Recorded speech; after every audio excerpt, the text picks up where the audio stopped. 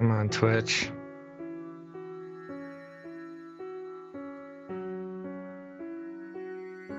They can hear me. It's the countdown. Hey everybody, we are overcoming some technical difficulties here. I know you're out there. You're out there waiting. Do you see everything connecting, Gonzo?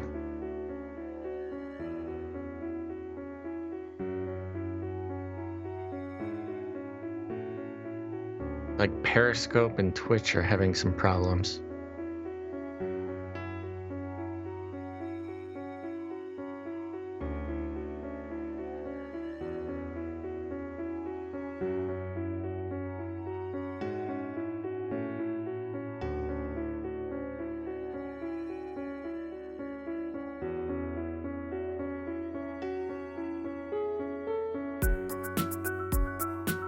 Okay, there we go.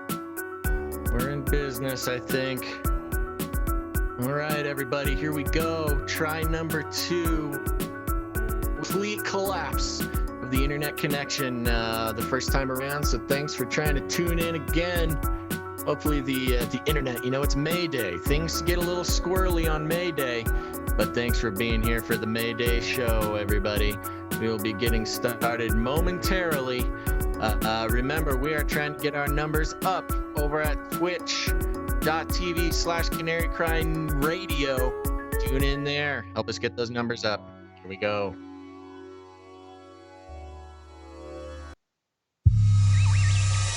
The world is getting crazier. People are acting more and more insane.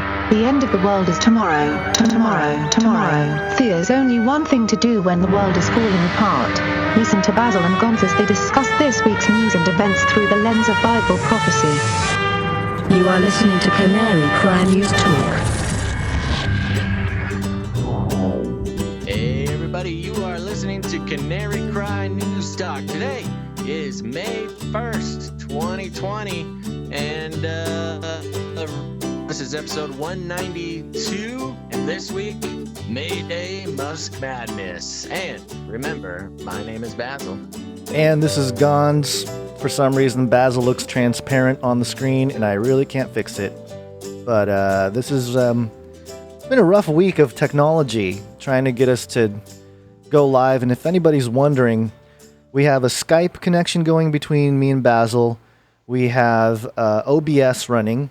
We have Restream, which collects the stream, Facebook Canary Cry Radio, Facebook Canary Cry Community, Periscope, which nobody really watches on Periscope anyway, YouTube Canary Cry Radio, DLive Canary Cry Radio, Twitch Canary Cry Radio, that doesn't look like it's connected on my end at least, and the YouTube FaceLikeTheSun. We got people in there. Okay, cool. So at least you're seeing something, but so we have all that going, as well as all of our jingle machines and browsers and everything else. So it's a big operation to do this without a producer. So we're producing the show, engineering the show, and hosting the show. Just doesn't always work that well all the time, but hopefully. Well, and especially when you got to rely on the internet company to give you the space you need. That's one of our biggest problems is, we try to do this and the internet company sees all this bandwidth getting taken up and they say, nay, this is our bandwidth, not for you, podcasters. Yeah, especially when talking about now. stuff. We made it. It might be. Sorry, go ahead. Something's. I think there's a lag between me and Basil. Said, welcome everybody. It's May Day, and many of you may know it as Illuminati Day. We're going to be talking about all sorts of stuff. In the past, there's all sorts of fun little things that happen on May 1st. So we'll be keeping an eye out for that. And there's certainly things happening now. But first, Gonz, let's we may put the call out last show for a food jingle, because we're going to be keeping an eye on the food supply chain and everything going on there. So we got a little update. Hit us with that food jingle. Before I do, I'm seeing that OBS was sending out 0 kilobytes per second for a few seconds, so you're probably going to see us cut in and out on the live stream. Just bear with us with that. And if you can't handle it, we understand. If again, RSS feed. Download the podcast on your podcast player afterwards. A few hours after the live stream, we usually publish it, and you get a much cleaner, uninterrupted version of the episode in audio. Because, again, I'm seeing, for some reason, our feed out of OBS just keeps dropping to 0 every once in a while, so we're just going to have to deal with it. It looks like the connection is still there, so we're just going to keep plowing through. And, yes, we did make the call out for a food jingle, and we got one. Now you are cooking. Can I get 2 hamburgers? Yes, sir. With french fries? Yes, sir. What about an omelet? Sure. Got a couple eggs. I like food. Food is good. I like food. Food is good. I like food. Food is good. Food is good. Well, this little update here, as everybody knows, I've been keeping track of the food supply chain thing is really something that's been bugging me lately. But today we got good news. This is from BabylonB.com. Food supply issues means U.S. can no longer sustain entire country of being morbidly obese. Thank you. Thank you very much, Babylon B. Yes. As the shutdown of the entire country starts to affect the food supply chain, with meat processing plants and other businesses closing, there are now signs of a looming crisis. Researchers say that the U.S. may soon no longer have enough food to support the entire country's being morbidly obese. Quote, "We're already down to producing only enough food for 5,000 calories per day per person," said nutrition expert Mark Ward. Quote, "If this trend continues, the country will simply not have enough food to sustain the extreme corpulence of every man, woman, and child. We can support everyone being a bit chubby, but that's it." Fear of this disaster has already caused the hoarding of Twinkies, Haagen-Dazs, and canned gravy. President Trump, though, is telling citizens not to worry. Quote, "No one is losing a single pound while I'm president," Trump promised. Quote, "If we have to, we'll open up our national nacho cheese sauce reserve." Still, Trump said that people may want to eat more cautiously until things are back to normal. Quote, "Like you might want to look at the recommended serving size. Actually only eat that amount," Trump said, holding up a bag of Cheetos. "You then looked at the back, quote, 21 pieces. That's not realistic. Okay, don't eat more than 3 times the recommended serving size. Thank you, President Trump." And thank you, Babylon B, for what can only be described by some as an incredibly insensitive, satirical article about the food chain supply problem. Well, we were on Babylon B before it kind of blew up. You were talking about wanting to maybe invest in it or something. But what I want to know is who's hoarding canned gravy or just eats straight out of the can? Do you do that? Do you get a spoon and just eat gravy? Who's not hoarding? Yeah. Oh, okay. I didn't know that was a thing. You don't hoard canned gravy and eat it just as a fun little, nice little midnight snack? Just get a straw and stick it in the top. You're good, man. That'll keep you going. I'll try it. I'll go to the store and stock up. Okay. All right. Well, it's May Day, Gonz, and for those listeners who know, they call it Illuminati Day, and traditionally, it's almost like a little holiday for some elites around the world, and lots of funky things happen. It's also a very important day in the occult world. But there's also a lot of other stuff going on where we got our COVID problems happening. Why don't you tell us about what's going on in your side of the world there? Well, first off, let me do this here. COVID. Stop this progress before it is too late! Right here in Southern California where I am at. May Day, conveniently, of course. KTLA 5, demonstrators gather in Huntington Beach after city vows legal action against state's order to close beaches. And if you're watching on the live stream, I'll just play kind of in the background here the video of them, the people protesting, a lot of red MAGA hats. More than 500 protesters gathered in Huntington Beach. It says 500. I think there was way more. I don't know when this article was published. It says 2 o'clock, and I was hearing a lot more than 500 protesters gathered in Huntington Beach Friday after the city announced it would pursue legal action against California Governor Gavin Newsom's order to close Orange County beaches. The Huntington Beach City Council voted 5-2 Thursday night to direct the city attorney to pursue any and all legal actions necessary to challenge the state's beach closure directive. During the press briefing Friday, Newsom said, quote, "As it relates to the lawsuit, all I can say is, doesn't surprise me." In the meantime, the city agreed to close beaches Friday in accordance to the governor's order. Quote, "We're very concerned about if we happen to be the only Orange County beach open at that point," Huntington Beach Mayor Lynn Samita said. Quote, "This would be very difficult on our marine safety officers. Activities including sunbathing, walking, running, and water sports are also prohibited." Friday's protest was organized by We Have Rights prior to the state's order to close OC beaches in opposition to the state's stay-at-home order. The group, which has demonstrations planned throughout California Friday, demanded that Governor Newsom reopen businesses and churches. Quote, "Our group is dedicated to the restoration and protection of the rights and freedoms provided under the Constitution of all Americans," the group's website states, and kind of goes on to talk about it. I was hearing a lot more than 500. I was hearing like thousands of people. So I don't know if I don't know who to believe here. I mean, I guess I can head down there. You know, if all else fails with the stream, I can just say I give up, and I can just head down there and live stream from my phone to see what's going on. But yeah, it's starting to happen. People are upset. People are not taking this, and it's. Well, you know, it's. Go ahead. Uh-oh. I think I lost Basil. I can't hear you if you're talking. Yeah. Yeah. Oh, there you are. What's up? No, I'm having a hard time. You just push through until I fix this. Okay.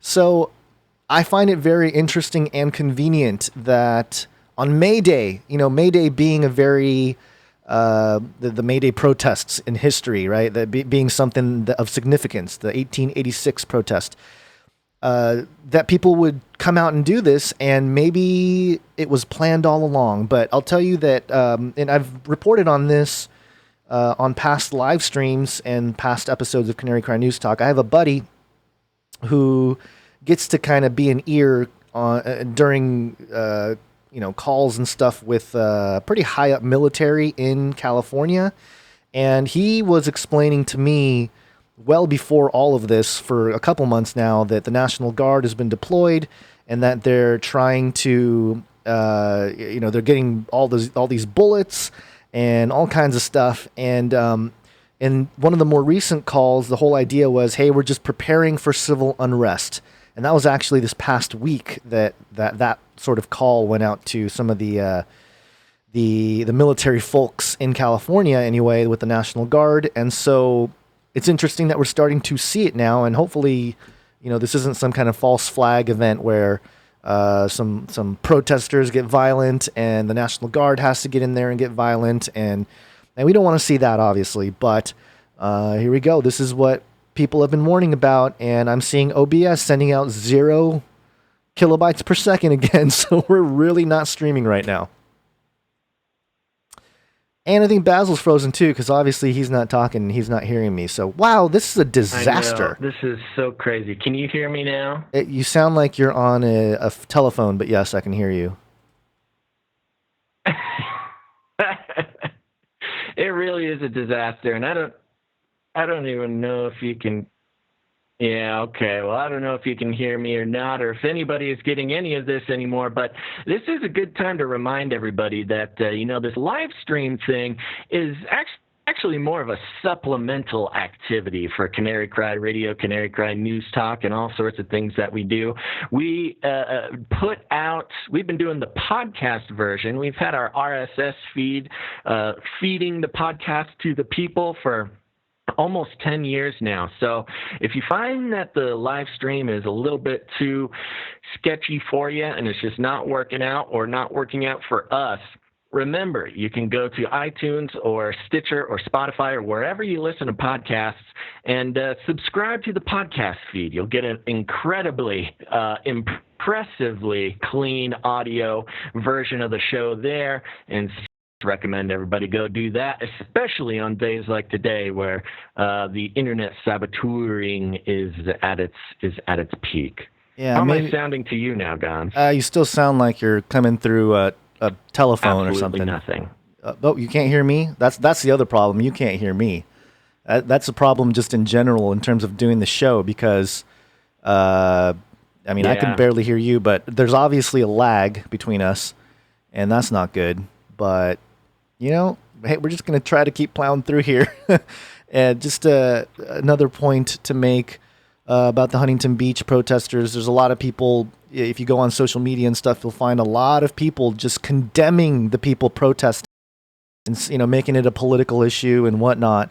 And that's just another angle where, people have rights. People have the right to go out and protest. And I think at this point, people are fed up.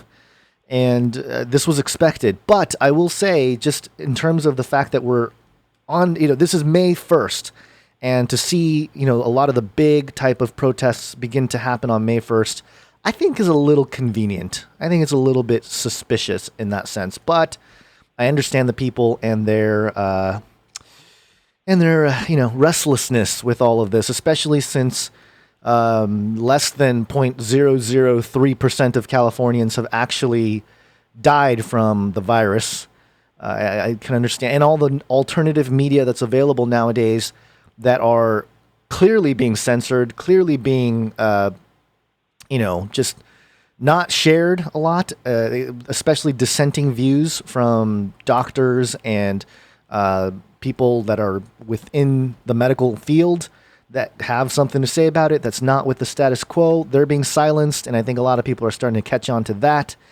And so, we're just going to have to, we're going to see how, again, I'm praying and hoping that nobody gets hurt with this situation because the National Guard are ready to deal with this type of thing. That was the whole point of deploying them over a month ago and, starting to distribute all kinds of ammo and everything else. Had to do with this type of civil unrest is what they're going to label it. So, just something to keep an eye on. And we're going to try to move on here. There's another protest in Michigan that took place, and this one was a little more intense. Basil, can you do it, or do I have to do it here? Shall I try? You can try. You can try. How am I sounding to you now? I mean, it still sounds like you're back? on. Yeah, you're still. Okay. You're I'm still. going to try here. Okay. This is Go for it. Okay, this is westernjournal.com. Whitmer facing full rebellion as armed protesters storm building. Legislature turns on her. So this is getting gnarly over in Michigan. I know we've got a good amount of Michigander listeners, so listen up. The reads, it looks like Michigan Governor Gretchen Whitmer is staring down a rebellion from both her legislature and furious state residents. The revolt comes as part of a larger anger focused on how Whitmer has used her coronavirus emergency declaration to enact strict stay-at-home orders. Protests against the order seem to come to a head Thursday, that was yesterday, as armed activists storm Michigan House of Representatives at the state capitol. Armed activists, holy smokes. While citizens were voicing their disapproval in the halls, Michigan's GOP-led House turned on Whitmer at the same time. According to WXYZ-TV, lawmakers not only refused to extend the governor's emergency declaration, but even voted to challenge Whitmer's authority in a court of law. The governor was hoping to extend the declaration an additional 28 days. Protesters have fought Whitmer's orders with large gatherings, but this is the first time such an aggressive demand has been made to reopen the state's communities and economy. Video of the protest shows armed demonstrators chanting for access to the House floor. This is a tweet from Rob Gill. Multiple armed gunmen listen to that, armed gunmen stormed Michigan State House. State police are protecting Gov. Whitmer and blocking the gunmen from gaining access to the House floor. Interesting that you see two different ways that these people are being portrayed. In one hand, they are called armed activists. Yeah. And then on this tweet from Rob Gill, they're armed gunmen, which, I don't know how to how to exactly parse those two terms out, but certainly it shows the proclivities of both of these different outlets here. The article continues. State Senator Dana Polehanki, yeah, okay, took a photo of some of the armed protesters, claiming the men were yelling at her and her colleagues. Oh, my gosh. Polehanki added that some lawmakers who owned bulletproof vests chose to wear them Thursday. Yeah, good. Another tweet from Senator Dana Polehanki here. Directly above me, men with rifles yelling at us. Some of my colleagues who own bulletproof vests are wearing them. I've never appreciated our Sergeant at Arms more than today. President Donald Trump has previously voiced support for Michigan residents, calling for the liberation of several states in a series of tweets. For Whitmer, the signs of this revolt should have been crystal clear. The Michigan legislature announced an oversight committee late last week, a group specifically created to provide accountability for the governor's coronavirus response. As for the angry residents storming the Michigan House, these armed demonstrators are proof that if you push American citizens too far, bad things are bound to happen. Thanks to these everyday Michiganders, their Republican-led House, it looks like the state's reopening could happen soon. There you go. This is intense, Gonz. Like you were saying, this is the armed civilians basically storming a government building and saying, hey, we disagree with what you're doing there, government. And, on one hand, of course, I don't want to see anybody get hurt, don't want to see anybody get in trouble. But when it comes to the Second Amendment, this is pretty much what it was made for. It's there to remind the government that they work for the people. Right. So this is very intense. Now, that being said, it is a little bit spooky because when we talk about things like martial law and gun control and things like that, this is the type of thing that will be used as an example of things we just can't let happen. We can't let this happen in America. We're better than this. You're going to hear this quite a bit over the next week or so. And the fact of the matter is that this is the type of thing that makes America better than a lot of other places where the individual citizens have less of an effect on the way that they are governed than we do here. Now, like I said, this is going to be flipped and used in some pretty horrible ways. So we'll see how that develops, but this is probably one of the most American things I've ever seen. Yeah, I'd agree. And I think, if I'm not mistaken, some of the they're trying to pin this as look at these crazy Trump supporters, but the Liberate Michigan tweet that's quoted here, I think it was more of a political tweet that he was making, and not so much a end the lockdown type of tweet, but they're going to twist things whatever way they want to fit their little narrative. So there you go. Civil unrest finally starting to happen here, and conveniently being pushed. We will see what happens. Uh-oh, looks like the Twitch dropped. Yeah, everything. It sounds like everything dropped for a moment there. Everything? It's you just came back in really clear on my end, but we're not giving a feed. The feed to the restream is not working right now. Yeah, I'm looking at the chat here. People are having a lot of trouble. Well, yeah. We're back on Twitch. I see that. All right. Okay. Well, we're just going to keep going here, I suppose. Now, I want to thank everybody who follows the Twitch channel. That's a great way to support us. I'm going to give a few shout-outs here to some of the new Twitch followers. I'm just going to read right down the list they give me here. So I want to give a big thank you to Runk Smash. Sorry. Bourbon Lovin'. That's okay. There you go. Bourbon Lovin' Nub. I like that one. Leader IND. Lead Errand. Ria Femme. Thank you, Ria Femme. We got Laura J. Garrity. 81. All right. Biological Android. What's up, Biological Android? We got Samonite Auto. Googly eyes for Prez. Oh, I like that. Wow. Googly eyes for Prez. Yeah, that Yeah, one's thanks good. for joining the stream there. Jonathan Tudrick. Too dry. Okay, yeah. Don't be deceived by them. Thanks for joining. Don't be deceived by them. Yeah, we got all sorts of good people here. I'll just call out a couple more. Real Monty 33. Uh-oh. Happy May Day, Real Monty 33. Dilly Hoop Sprout. And two more here. We got Shell Toy and Arctic Reeker. Thank you guys for joining and following the Twitch channel.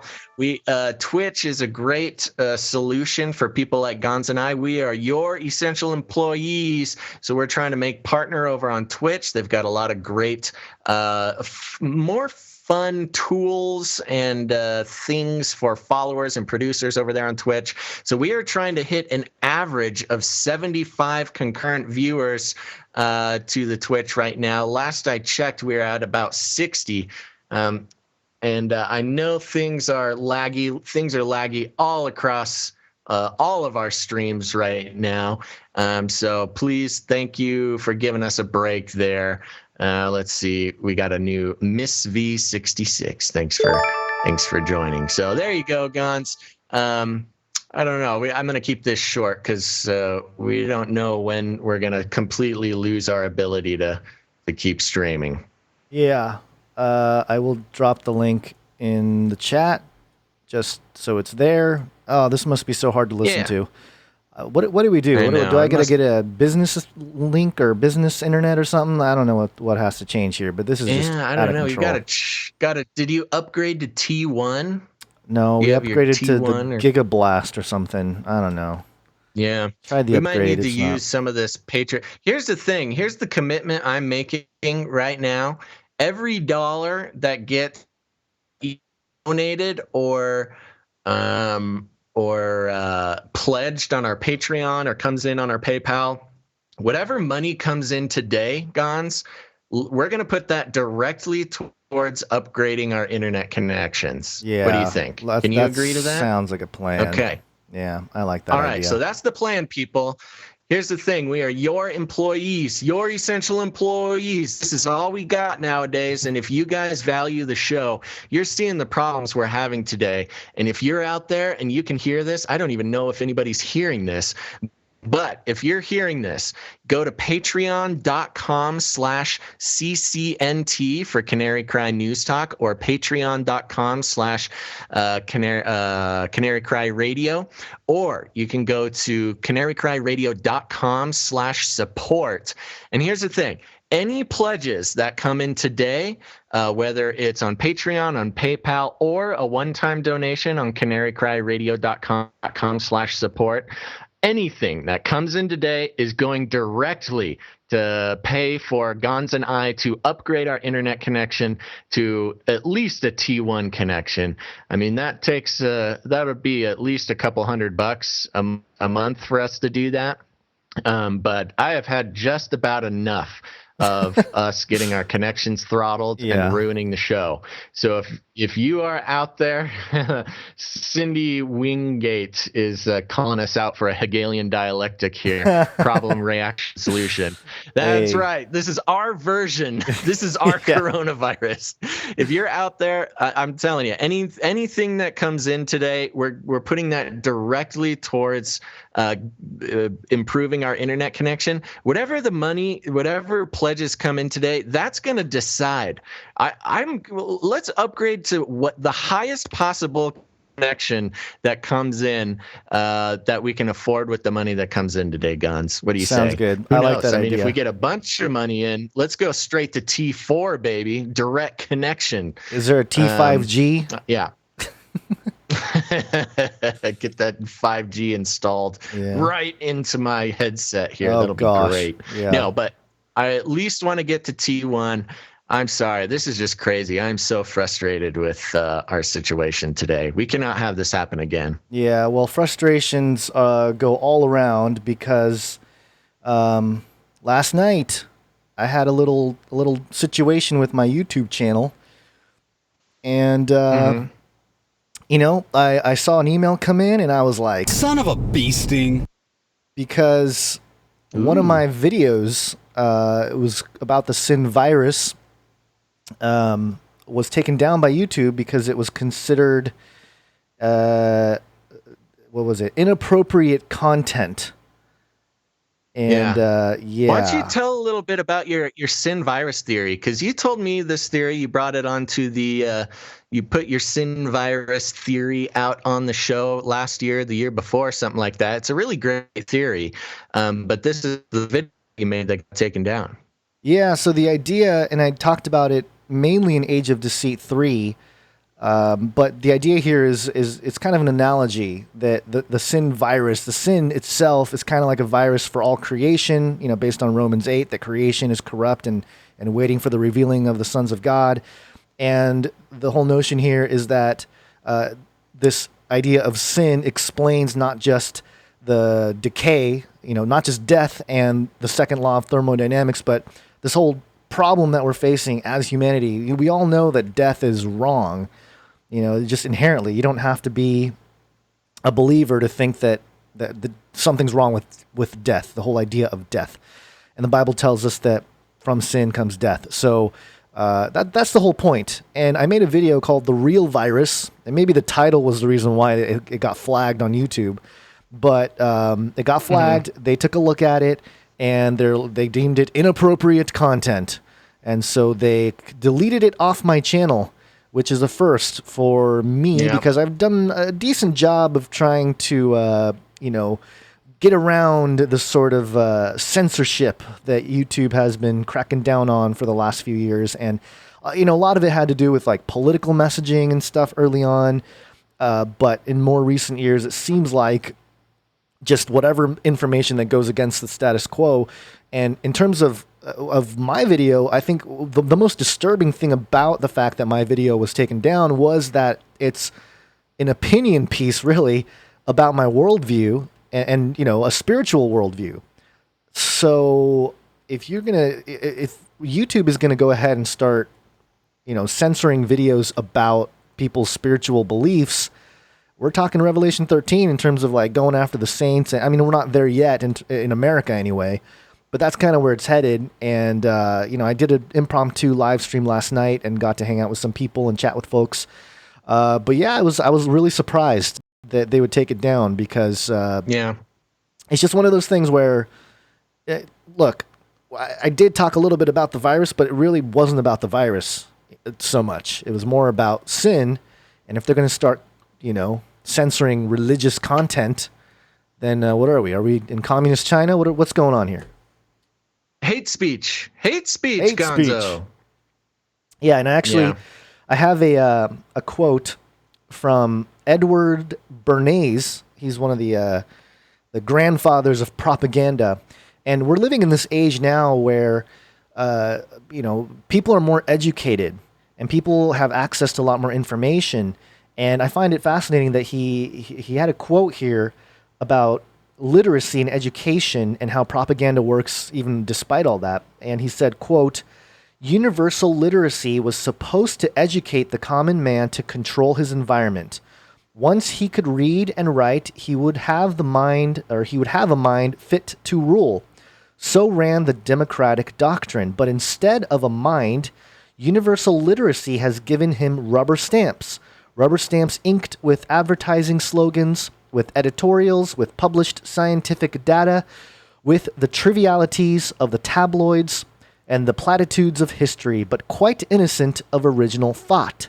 Each man's rubber stamp are the duplicates of millions of others, so that when those millions are exposed to the same stimuli, all receive identical imprints. It may seem an exaggeration to say that the American public gets most of its ideas in this wholesale fashion. The mechanism by which ideas are disseminated on a large scale is propaganda, in the broad sense of an organized effort to spread a particular belief or doctrine. And that's what we're seeing here. We're seeing that battle between the establishment trying to maintain a sort of information authoritarian dictatorship over everybody, against those who are doing independent research and thinking for themselves and doing different kinds of reporting or even experimenting and coming out with opposing ideas, opposing theories, opposing realities than the status quo. And that's where a lot of this crackdown starts to happen. And the more the people realize what's going on, the more the tools to get away from this centralized type of system become readily available, the more the legacy, totalitarian, whatever, communist platforms like YouTube are going to start cracking down. So now that I said that, demonetized because I called YouTube communist in this video. The ministry of truthiness, Yes. Gonz. I think YouTube is at the head of the pack for the ministry of truthiness.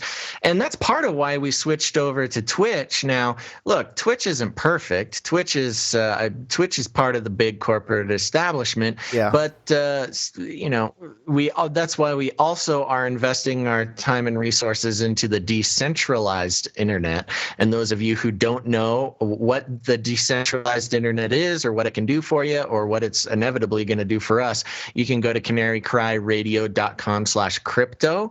That'll show you. Gonz has a great long write up there. You can learn about the decentralized internet, what that means, what the benefits are, things like that. So yeah, by no means are we saying Twitch is a totally free space, but the biggest thing is that Twitch they're not. It's a better place for Gonz and I to support ourselves when we do this sort of thing. As you see, YouTube can take down any video whenever they want. Twitch is more geared towards live streaming. They don't save the videos for very long, but they have a lot of great tools for Gonz and I to support ourselves, and that's what we're trying to do. Of course, we have a lot of great support through donations, things like that. But joining and watching on Twitch is a great way to do that, and I want to give a shout out to Sable-Marked Ferret, who said, "I really don't like Twitch, but I signed up just for you two." So thank you, Sable-Marked Ferret. And then also Dave K. Dave K. PGHPA. Dave Kapika is on Twitch to support the cause. So thank you guys so much. All right. All right. And anything else about what you want to about your video that got taken down, or you want to? Yeah, I mean, I just dropped the Unstoppable Domains link there, and that's where, again, we've mentioned it. I've mentioned it multiple times now, but it's a place where you can purchase domains, .crypto extensions, and own them for life. You don't have to pay VeriSign every single year to keep your .com domains, because VeriSign owns all the .com domains. They own the .com extension. So if you have a domain, if you have a website and it ends in .com or .net or .edu or .gov, you're just borrowing from VeriSign. So we're here to try to get around that and try to fix that by decentralizing the internet. So you can go there and you can purchase your domains and get with the decentralization movement, at least for now. These are just tools. As I said in last night's stream, these are just tools here. These aren't foolproof solutions, but again, as people get educated about these things, I think the YouTubes and stuff are going to get even more crackdowny, communist, totalitarian, overlord, power trip, all that stuff. whatever other ways you can describe it. All right, should we chat about some Mayday stuff?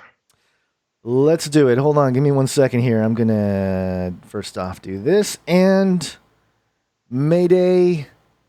Here we go. Oh, it's the New World Order. It's here.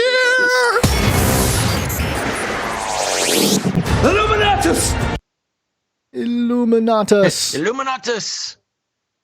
Yes. All right. Well, how about we start out from this article on time.com, who's going to give an interesting sort of mainstream rundown of May 1st, May Day. This, again, time.com, and the article reads, celebrations on May 1st have long had two seemingly contradictory meanings. On one hand, May Day is known for maypoles, flowers, and welcoming the spring. On the other hand, it's a day of worker solidarity and protest. Through the U.S. observes its official Labor Day in September. many countries will celebrate Labor Day on Monday. How did that happen? Like so many historical twists, by complete accident. As Time explained in 1929, two old-fashioned people, May Day means flowers, grass, picnics, children, clean frocks, to up and doing. Socialists and communists, it means speech-making, parading, bombs, brickbats, conscientious violence. This connotation dates back to May Day 1886, when some 200,000 U.S. workmen engineered a nationwide strike for an 8-hour day. The May 1st, 1886 labor action wasn't just any strike. It was part of what became known as the Haymarket Affair. On May 1st of that year, Chicago, along with other cities, was the site of a major union demonstration in support of the 8-hour workday. The Chicago protests were meant to be part of several days of action. On May 3rd, a strike at the McCormick Reaper plant in the city turned violent. The next day, a peaceful meeting at Haymarket Square became even more so. Here's how Time summed it up in 1938. A few minutes after 10 o'clock on the night of May 4th, 1886, a storm began to blow up in Chicago.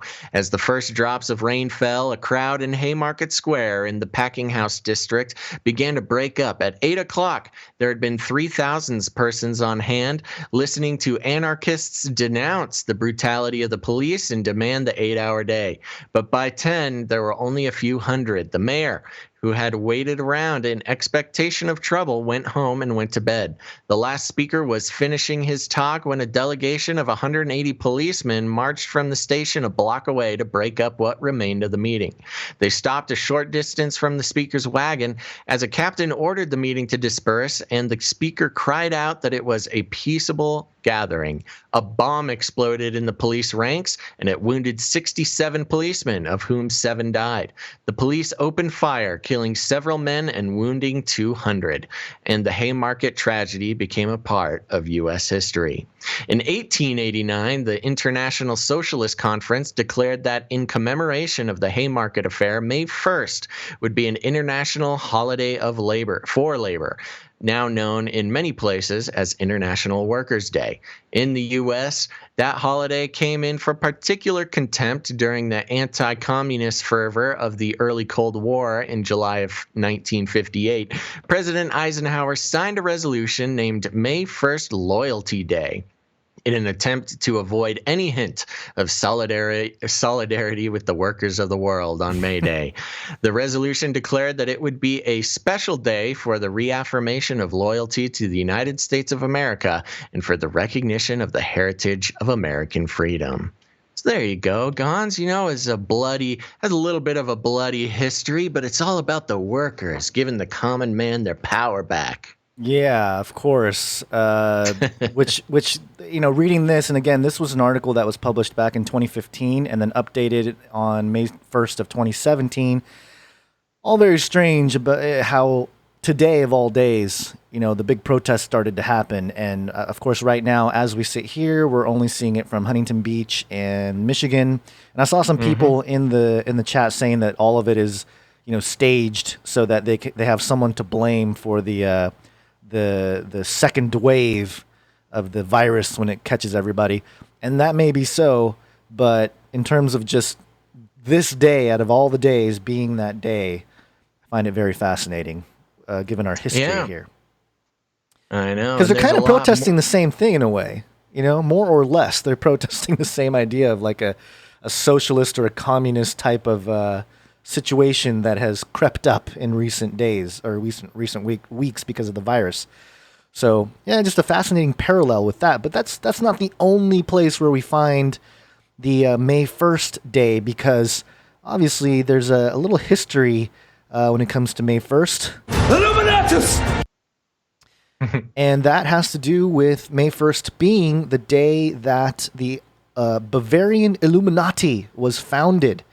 And this is, I think I got this on Wikipedia, Wiki Commons.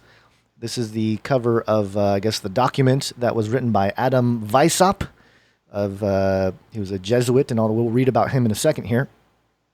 But you see the logo here with, this looks like whoever drew this is supposed to be an owl. kind of looks like a creepy baby bear, doesn't it? I thought it kind of looked like a cat. Well, that's because you're a cat lover. Remember one of the first things we learned about in the Technocalypse documentary was that when cats look at other people, they think they're looking at giant human-like cats. No, they think they're looking at other cats. Yeah, cats see people as just big cats. Yeah, so maybe you just have a thing where anytime you see anything small and fuzzy, you think it's a cat. Yeah, am I the only one? We're going to read we won't read the whole thing, but just to get a little history here, this is the Britannica.com. So this is an official quote unquote not publication, I guess a website here. The Illuminati. Encyclopedia Britannica. Yeah. Illuminati, designation in use from the 15th century, assumed or applied to various groups or persons who claim to be unusually enlightened.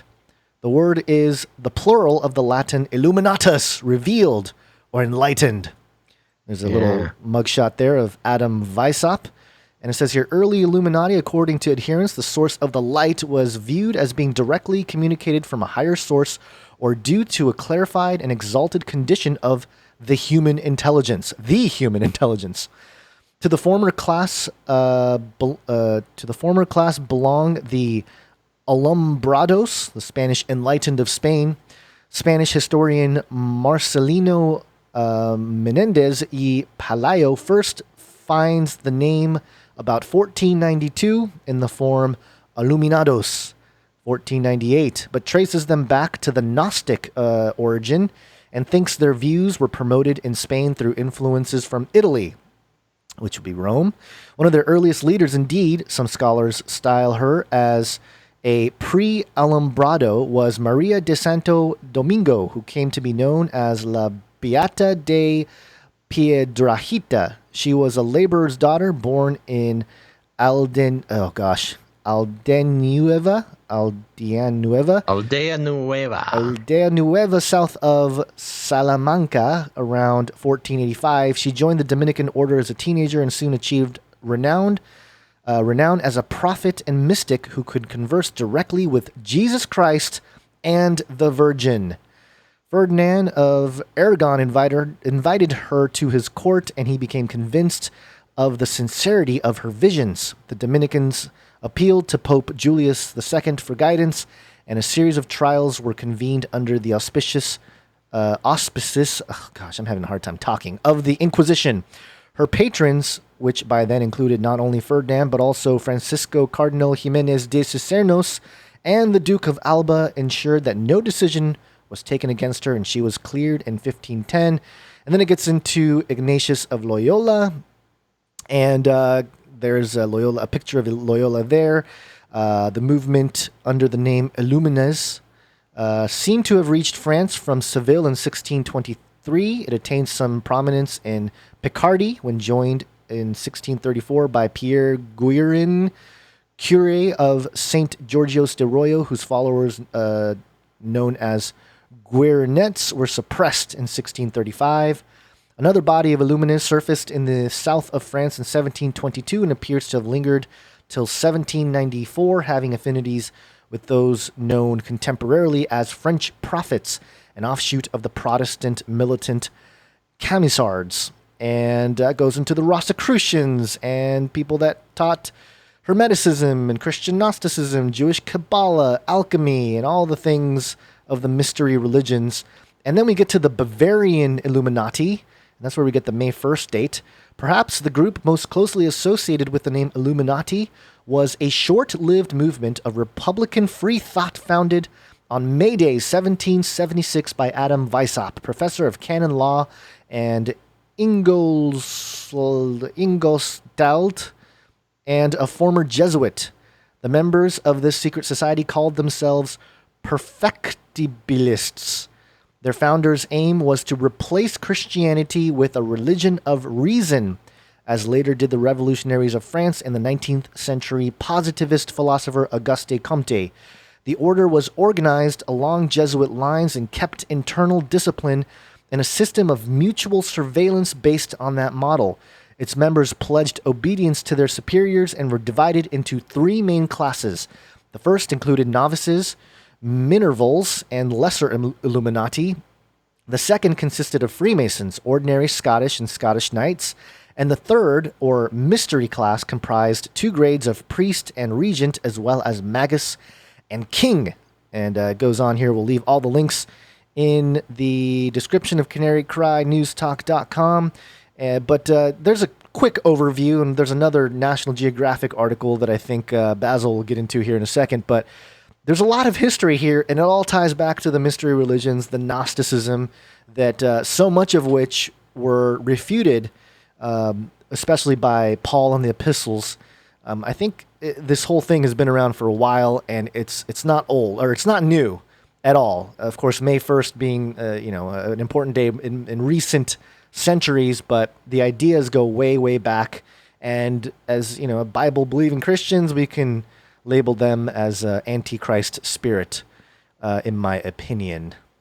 That's right. And it all goes back to May 1st, 1776, which is obviously an important year for America in general. But, it also ties in a lot, the fact that it was 1776, but being an important year for the United States, being founded as sort of a new Atlantis, many members of Freemasonry and, the Illuminati, which formally disbanded, but then sort of merged with Freemasonry and was sort of a secret society within a secret society. But more on that in a little bit. Yeah. For a little bit more information here, we're just reading straight from NationalGeographic.com. So this is, for those who think it's crazy. I mean, hey, National Geographic, and we, on this show, just for the purposes of those who just tune in, there's a lot of information, a lot of blogs, a lot of fringy websites that talk about the Illuminati in all sorts of different ways. But we find it valuable to, for those who maybe want some other sources besides any old blog, not to say that any old blog is not a good source of extended information, but for the normies out there who think Illuminati is made up so Dan Brown could write books and Tom Hanks could make movies, where this is official history that we're going to go through, and anything extending from official history, there's all sorts of fun rabbit holes to go in that direction as well. But here we go. This is NationalGeographic.com. Meet the man who started the Illuminati. How did a Bavarian professor end up creating a group that would be at the center of 2 centuries of conspiracy theories? The 18th century German thinker Adam Weishaupt, who would have been stunned if he had known his ideas would one day fuel global conspiracy theories and inspire best-selling novels and blockbuster films. I don't think he'd be that stunned. No, he'd be like, okay. right as planned. Yeah, perfect. He would have been, yes. The plan is working perfectly. Until he was 36, the vast majority of his compatriots would have been equally stunned to discover that this outwardly respectable professor was a dangerous enemy of the state, whose secret society, the Illuminati, was seen to threaten the very fabric of society. Born in 1748 in Ingolstadt, a city in the electorate of Bavaria, now part of modern-day Germany, Weishaupt was a descendant of Jewish converts to Christianity. Orphaned at a young age, his scholarly uncle took care of his education and enrolled him in a Jesuit school. After completing his studies, Weishaupt became a professor of natural and canon law at the University of Ingolstadt, married, and started a family. On the surface, it was a conventional enough career until 1784, when the Bavarian state learned of his incendiary ideas. Secret papers seized by the Bavarian authorities revealed fascinating details about the rituals of the Illuminati. A novice preparing to pass the higher level of Minerval, for example, had to present a detailed report on the titles of the books he owned, the identity of his enemies, and the weak points of his character. Upon initiation as a Minerval, he promised to sacrifice all personal interests to those of the society. Well, they just happen to leave out some of the shadier parts of Shady that parts. ritual, but that's also, okay. Also keep that little part in mind about sacrificing personal interests to those of the society. Keep that in mind as we go on to Elon Musk later. That's right. The article goes on. A closer look at his upbringing, however, reveals that Weishaupt always had a restless mind. As a boy, he was an avid reader, consuming books by the latest French Enlightenment philosophers in his uncle's library. Bavaria at the time was deeply conservative and Catholic. Weishaupt was not the only one who believed that the monarchy and the church were repressing freedom of thought. Convinced that religious ideas were no longer an adequate belief system to govern modern societies, he decided to find another form of, quote, illumination, a set of ideas and practices that could be applied to radically change the way European states were run.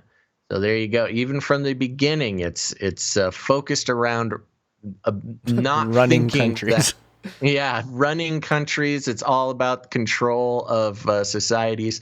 Moving on, Freemasonry was steadily expanding throughout Europe in this period, offering attractive alternatives to freethinkers. Weishaupt initially thought of joining a lodge. Disillusioned with many of the Freemasons' ideas, however, he became absorbed in books dealing with such esoteric themes as Mysteries of the Seven Sages of Memphis and the Kabbalah, and decided to found a new secret society of his own. Interesting how he thought religious ideas were not good enough, and so he just went and found some other religious ideas from the mystery religions. So what a man of reason. Society of Secrets. Weishaupt was not, he said, against religion itself, but rather the way in which it was practiced and imposed. His thinking, he wrote, offered freedom from all religious prejudices, cultivates the social virtues, and animates them by a feasible and speedy prospect of universal happiness. Yay. Of course. To achieve this, it was not necessary to create a state of liberty. What's that? You said not necessary. Yes. It was necessary. Thank you. Go ahead. To achieve this, it was necessary to create a state of liberty and moral equality, freed from the obstacles which subordination, rank, and riches continually throw in our way. He's done a pretty good job there, huh? On the night of May 1st, 1776, the first Illuminati met to found the order in a forest near Ingolstadt. Met in the forest, huh? Sketchy. Sketchy for Bathed in torchlight. There were 5 men. They established the rules that they were to govern the order. All future candidates for admission required the members' consent, a strong reputation with well-established familial and social connections, and wealth. You had to have the wealth. Don't even try to get into the club if you're a scrub, as Beyonce would put it. In the beginning, the order's membership had 3 levels: novices, minervals, and illuminated minervals. Minerval referred to the Roman goddess of wisdom, Minerva, reflecting the order's aim to spread true knowledge or illumination about how society and the state might be reshaped. So there you go, taking the name of the goddess of knowledge as your illuminated Minervals, the highest class of the Illuminati at the time. Let's see here. Over the following years, Weishaupt's secret order grew considerably in size and diversity, possibly numbering 600 members by 1782. They included important people in Bavarian public life, such as Baron Adolf von Neig. Although at first the Illuminati were limited to Weishaupt students, the membership expanded to included noblemen, politicians, doctors, lawyers, and jurists, as well as intellectuals and some leading writers, including Johann Wolfgang von Goethe. I think it's Goethe. By the end of 1784, the Illuminati had 2,000 to 3,000 members. Baron von Neig played a very considerable role in the society's organizations and expansions. As a former Freemason, he was in favor of adopting rites similar to theirs. Members of the Illuminati were given a symbolic, quote, secret name taken from classical antiquity. Weishaupt was Spartacus, for example, and Neig was Philo. The membership levels also became a more complex hierarchy. There are a total of 13 degrees of initiation divided into 3 classes. The first culminated in the degree of Illuminatus Minor, the second, Illuminatus Dirigens, and the third, that of King. Let's see here. Okay, one more section here. Little note. After the French Revolution began in 1789, the Illuminati were accused of desiring a similar revolt against the Bavarian regime. Some even claimed that Weishaupt had met the French revolutionary leader Robespierre. In reality, Weishaupt was more of a reformer than firebrand revolutionary. Okay. An inside job. Pressures, both internal and external, however, would soon put an end to the order's expansion into the upper echelons of Bavarian power. Weishaupt and Nihi increasingly fought over the aims and procedures of the order, a conflict that, in the end, forced Nihi to leave the society.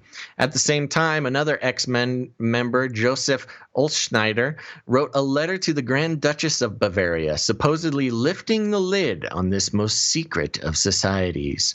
The revelations were a mix of truth and lies, according to Olschneider. The Illuminati believed that suicide was legitimate, that its enemies should be poisoned, and that religion was an absurdity.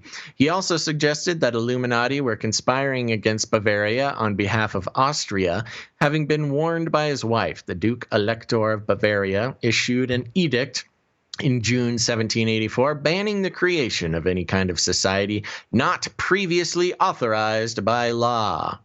The Illuminati initially thought that this general prohibition would not directly affect them, but just under a year later, in March 1785, the Bavarian sovereign passed a second edict which expressly banned the order.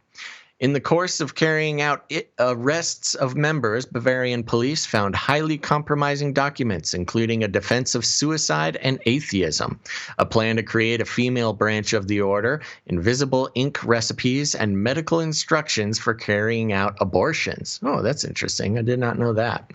The evidence was used as the basis for accusing the order of conspiring against religion and the state. In August 1787, the Duke Elector issued a third edict in which he confirmed that the order was prohibited and imposed the death penalty for membership. Weishaupt lost his post at the University of Ingolstadt and was banished. He lived the rest of his life in Gotha in Saxony, where he taught philosophy at the University of Göttingen. The Bavarian state considered the Illuminati dismantled. The Bavarian state considered the Illuminati dismantled. Yeah. Their legacy, however, has endured and fuels many conspiracy theories. Weishaupt was accused falsely of helping to plot the French Revolution. The Illuminati have been fingered in recent events, such as the assassination of John F. Kennedy.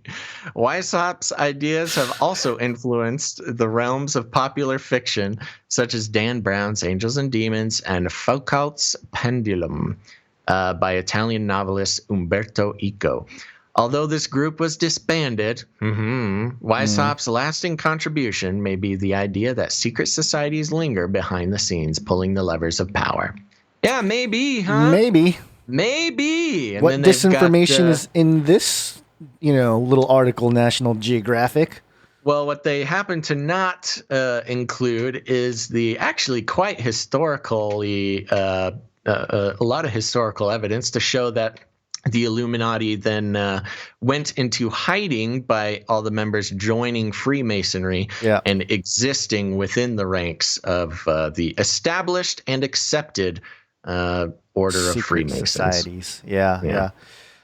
Some people even consider that the infiltration of the Freemason, because it was supposed to be just a good old boys club, but until these guys came in and ruined it for everybody, or gave them extra injection of superpowers to become kings and mages. Yeah. there's a reason there as well, because later on, many countries, including the parts of the United States, actually went ahead and started banning Freemasons as well. Mm-hmm. And where before Freemasonry, was kind of sort of a gentleman's club with some interesting twists and turns to it. Once the Illuminati was sufficiently embedded within the Freemasons and started acting from that group to, pull the levers of power, that's when Freemasons started to get banned as well. Now, of course, that's not the case anymore, but it's interesting how, they joined that group and started getting that group banned from places. So Yeah. I got those hiccup burps coming back, man. You know what that means? I know what it means. Illuminatus! Illuminatus. You're showing yourself to be an Illuminatus. I know. Part of the more modern sort of branch or iteration seems to come through the whole Zionist movement. And a lot of that has to do with the mystical Kabbalah and a mystical Judaism that drove the whole idea of bringing Israel back as a nation. And, that ticks off a lot of people that are really, especially those who grew up kind of in the Hal Lindsey era of Bible prophecy, or at least was influenced by that, because it seems that a lot of the pre-trib rapture doctrine came from that whole arm. We won't get into it in this episode, but anyone interested, there's a lot there, a lot of history there that is uncomfortable for a lot of people, a lot of Christians, especially in the world of Bible prophecy, if they've been sold one particular, end times doctrine or another, or just a no doctrine type of approach too. It seems to be very convenient, but we will not go in there, go in those rabbit trails today, because we have to talk about one of the four horsemen of the technocalypse. The four horsemen of the technocalypse. Anytime you see the four horsemen, it's something special. Transhuman, make way for the Homo superior. Now, I know you're a big Elon Musk fan, Basil. Oh, yeah, I love the guy. Love his weird truck.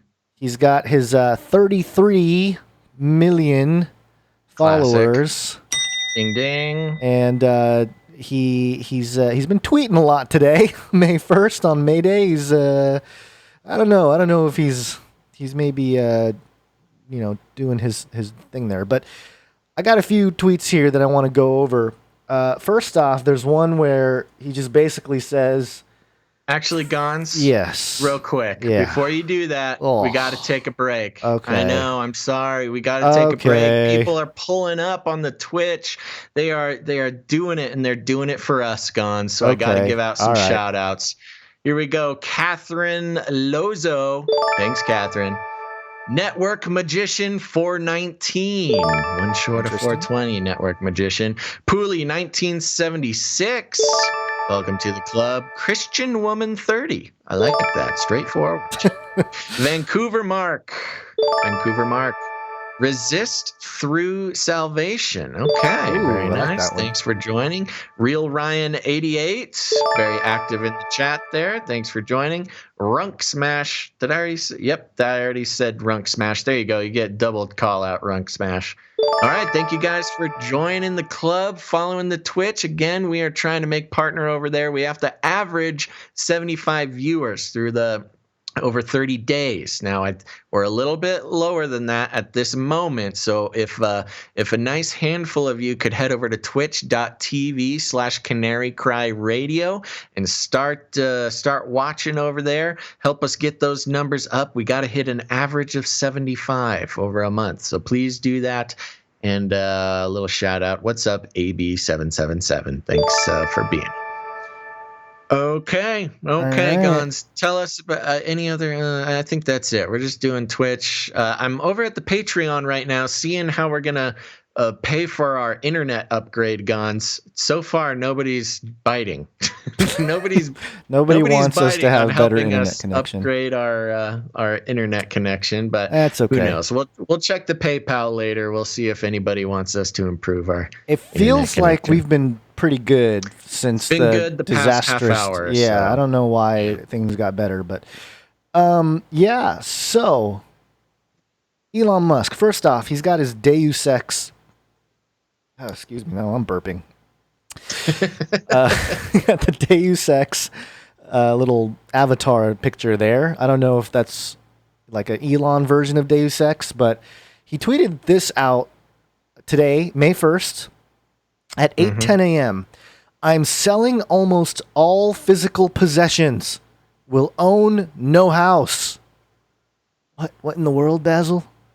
Wow. What do you think is going on there? He's going all aesthetic on us. He is. And gonna go live in a cave. It's interesting because the first thing that I thought of was the Matthew 19, the rich young man parable, or you know, the little story, the interaction with Jesus, where he basically asks, like, what do I need to do to get into heaven?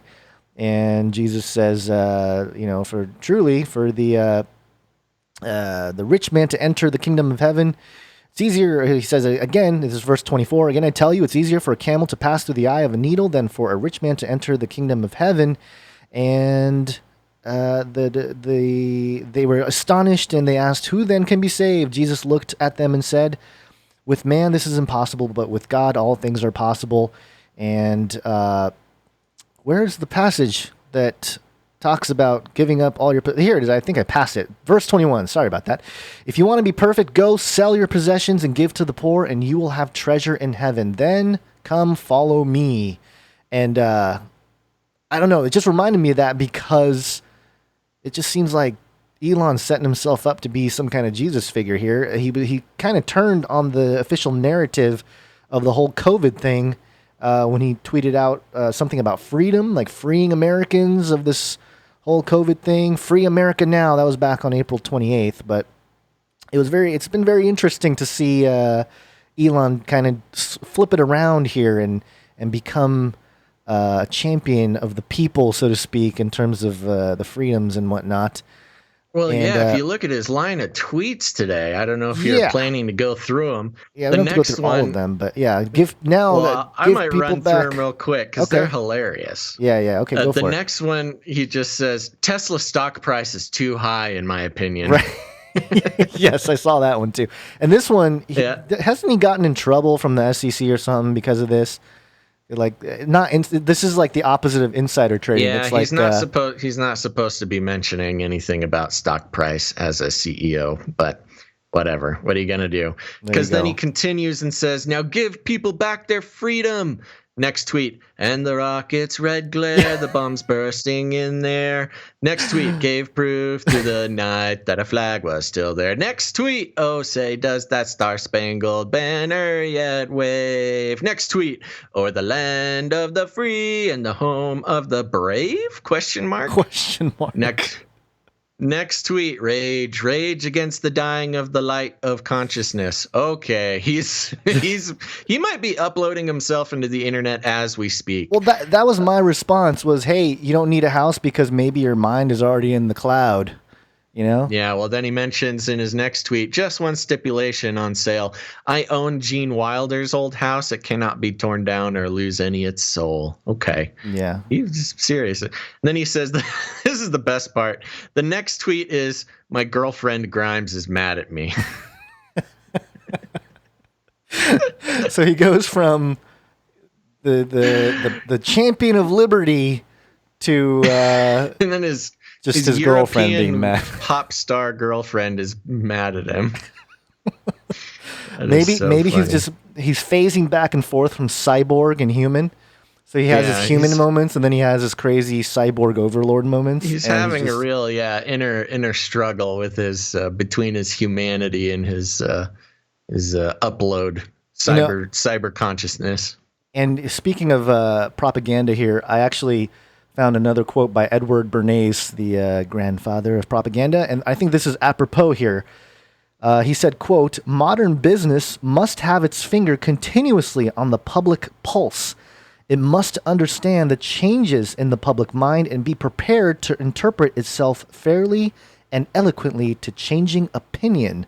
I feel like that's kind of what Elon's doing here. He sees the people disagreeing with the whole scientific dictatorship, so to speak. And maybe he's upset too, because didn't he send some stuff to hospitals and they didn't use it, or it didn't get used right, or I can't remember what happened. I think there was a funny mistake where he said he was going to send a bunch of respirators, right, and he ended up sending some other type of machine. Okay. It wasn't the correct respirator, so I think he kind of just stopped mentioning it. And instead, he's just going to sell almost all physical possessions. Yeah, well, we'll see. I wouldn't mind owning some sort of Elon Musk relic, I'm sure you wouldn't mind at all. You're going to try his Neuralace? His personal Neuralink? His personal, thing? Or Neuralink, I guess. Yeah, Neuralace, yeah. Neuralink. Yeah, so there you go. There's Elon. I don't know. Maybe something was triggered in him May 1st, big Illuminati day. And he woke up and he was just feeling the Antichrist power. He's wild, man. He actually, one of his crazy tweet rants that happened last year later came out that he was on acid with his girlfriend and was just tweeting away some crazy stuff. Perfect. So maybe he's there's a picture here. I don't know who this Twitter thing is, but maybe a little psychedelic influence there on totally on Elon and his tweets. He likes his Burning Man. I went looking for him when I was out there at Burning Man with Carl Tykrib and the Camp of the Unknown God, working on some reporting and some research out there. Supposedly Elon was out there that year and just didn't run into him, Too bad. Too bad. Yeah. All right. Well, we're kind of running out of material for today, and that's actually good because I'm a little bit behind schedule today, so I might need to get going. Okay. But anything else you want to hit before we start landing the plane? Yeah, I got something here. Nephilim update. Nephilim update. Nephilim update. More. In the last episode, we had a Nephilim update where Christianity.com was talking about Azazel. And it had mentioned something about how Azazel was described as like a bird-looking thing. And so I did a little digging, not too much, but there's a little mythology.net article here talking about who is Azazel. And it says here, characteristics, physical description. Originally, Azazel was one of heaven's angels, a gloriously beautiful man with wings on his back. When he sympathized with Satan, he was cast down to earth and became one of the fallen angels. Presumably, the evil that he spread as a fallen angel corrupted his beauty as well. By the time he became a major character in Jewish and Christian texts, he had taken on a demonic appearance. And it says here, the Dead Sea Scrolls describe Azazel as a demon, quote, chained to the rough and jagged rocks of Ha, and then I think there's some illegible or irreadable places there, in utter darkness, while the Apocalypse of Abraham describes him as a carrion bird, a serpent, and a demon with, quote, hands and feet like a man's, and on his back 6 wings on the right and 6 on the left. And it says, today, like many demons, Azazel is drawn with red skin, glowing yellow eyes, and a barbed tail. He may also be found wearing goat skulls or dressed in goat bones, since Jewish desert tribes once sacrificed goats to him. And, that description of like a bird serpent reminded me of Quetzalcoatl. Remember everyone was talking about Quetzalcoatl, the flying serpent god of the Mayans and the some of those older South American empires. Yeah, South American tribes and stuff. So there's that. And then I also have kind of a side Nephilim update. And this one's this one's really disturbing. I don't even know if I want to really show it. I did tweet it out. But I'll go ahead and show the article. I'm not going to show the video because it's just a little too creepy. No one needs to really see it. Watch Arca, this is nme.com. Watch Arca become a cybernetic goddess in the video for non-binary. And the clip reimagines Botticelli's Birth of Venus, and the whole thing is just like this guy-girl thing. The video is called non-binary, but if you can stomach the video, it's basically of a video of this person transform into a cybernetic goddess, and I mean just all the creepiness that you can imagine from the get-go. And I saw it too. Well, we'll have it in the notes. It is not for the faint of heart. No, it's really terrible music, but awful music. You know, even the lyrics are talking about, you know, how proud this person is to be non-binary, not just in the sexual sense, but also part cyborg. Yeah. Making its way back into the culture there. There was a quick correction, Gonz. It wasn't the Mayans who have Quetzalcoatl. It was the Aztecs. And I was gonna correct you, but then I wasn't sure. And now chat is checking it for us. No, it's okay, because I actually did. Well, as I was saying it, I was like, oh yeah, I think I remembered it's not the Mayans, but it's okay. And they're empires, not tribes, Gonz. Okay. The Aztecs were more advanced than even most European cultures at the time. It's been a while since I did the research for this stuff. This was like 2012 research, baby. Yeah. The Return of Quetzalcoatl. Right. So here we go.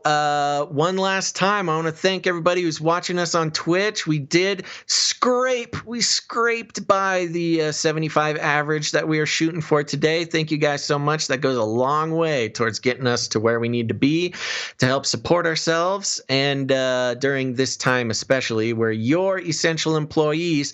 Now here's the thing. We do not believe in selling your attention for advertising. It just doesn't sit right, doesn't feel right to us. Not that we haven't gotten the chance. We do get propositioned, and I use that word on purpose. We get propositioned for advertising by some pretty big organizations here once in a while. Swiffer Wetjet has yet to get my number, but you mentioned them plenty. Said, we go by the value for value model. If you find value in what we do today and what we've done over the past 8 years, if you have found value in what we put out, not just live streaming here, but the 8 years of podcasts available on podcast players all over the world, it's up to you to return some of that value. If you want to see it keep going, that's the way to do it. And I want to give one big, humongous shout out, because this is the fact of the matter, folks, is we had a lot of trouble early in the show,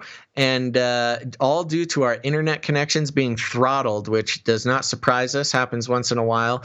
And any Patreon new Patreon pledges or PayPal pledges or anything like that, we're going to put straight towards upgrading our internet connection to keep the quality up and keep things going. Gonz, if you want to pop open the PayPal and see if anything new comes in, Patreon is showing one new pledge. Right. Someone who cares about our internet connection. And this is a big old thank you to, Jesus Loves Truthers, who came in and is going to help us out with our internet connection. So thank you very much, Jesus Loves Truthers. And if you out there, we're going to extend this policy. Any pledges that come in today on Patreon, that's at patreon.com/CCNT for Canary Cry News Talk. Any pledges that come in today are going directly to upgrading our internet service, so we don't have to hurt through all of these shows like we were today. Yeah, I don't think we have anything. Nothing new. We don't have anything new. However, we did have. No, we do have some stuff actually. Okay, great. I'm looking at the wrong time here. Okay, so Guy brings in a good chunk of money. Guy, thank you so much for your support. That's awesome. We got Guy. We got PaulEilers.com throwing in. And Joseph throwing in a little bit as well. And I think those are the three that have come into PayPal. So that's going to help us out, actually. Very cool. We're 4 steps closer to having our coveted business internet connection, so we can actually do these shows without pulling our own hair out. So thank you guys so much for that. And if you want to join in and help pay for an upgraded internet connection, people, you can go to patreon.com/CCNT or canarycryradio.com/support. Hit that jingle, Gonz. canarycryradio.com/support. Yeah, that's right. And if you want to learn more about the decentralized internet, how we're going to be getting on over there and how you can get on over there, go to canarycryradio.com/crypto. And you can also make some crypto donations to the show there. I see Zukasil from Twitch asking about XTZ wallet. That's getting really deep into the weeds of cryptocurrencies. And do you own any Tezos, Basil? I do not have any Tezos. I don't think. I might have one in just a random wallet sitting somewhere on the internet. But yeah, I got some Tezos. I got into some Tezos fairly, not early per se, but early enough to kind of see a little positive movement in the last few months or whatever. So, I can throw in my Tezos address, I guess, if that's the way they want to do it. Yeah, that's great. And thanks to the Thought of a Pilgrim coming in with $2 on Super Chat over on YouTube. All right. Thank you very much. Yeah, that's another thing that I got to check because the Super Chats, for some reason, the Restream is supposed to give us Super Chat alerts, but I don't know if I have it not configured right or whatever. It's not telling us. So thank you for all the Super Chat people that have done it over the last however many times that we've live streamed and did not acknowledge you. So sorry about that. And Twitch is going to have some really fun ways of helping out the show soon as well, as soon as I get through this whole application process that they want us to go through. So keep an eye on the Twitch. We are almost to 1,000 followers on Twitch, Gonz. 990 followers on Twitch. Yeah. So I just want to quickly thank Estea for another super chat. She or he, I don't know if it sounds like a girl. I'm sorry if you're a boy. I don't know. Estea, thank you for your super chat. Thank you for the super chat and the sticker. Gonz. Yes, and Pie and Rage. Thanks, Pie and Rage. Okay, we got to end the show, Gonz. So here's the thing, folks. Y'all got friends and family out there who are still getting their news from the mainstream and from their Facebook wall. Here's what you got to do. You got to walk right up to them and grab them by the cage and shake it. The end of the world occurred pretty much as we had predicted. Come on. What happened? Oh, we're going to try that again. The end of the world occurred pretty much as we had predicted. I want to shake things up, stir up some controversy, rattle a few cages. Hey, stop that! You'll never silence me. I'm the last angry man, a crusader for the little guy. Leave the bird alone. Never. Rattle a few cages. Rattle a few cages.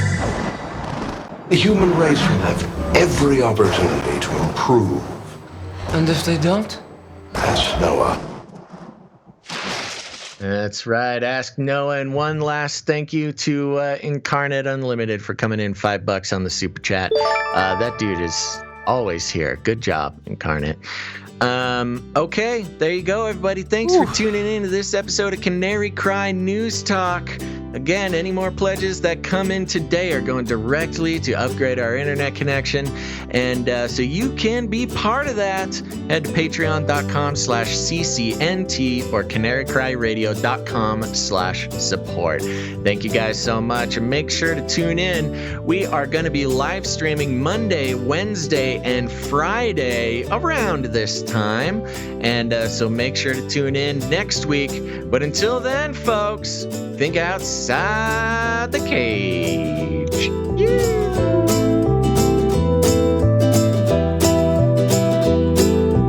Illuminatus! It's gotta be biblical. Demonic power!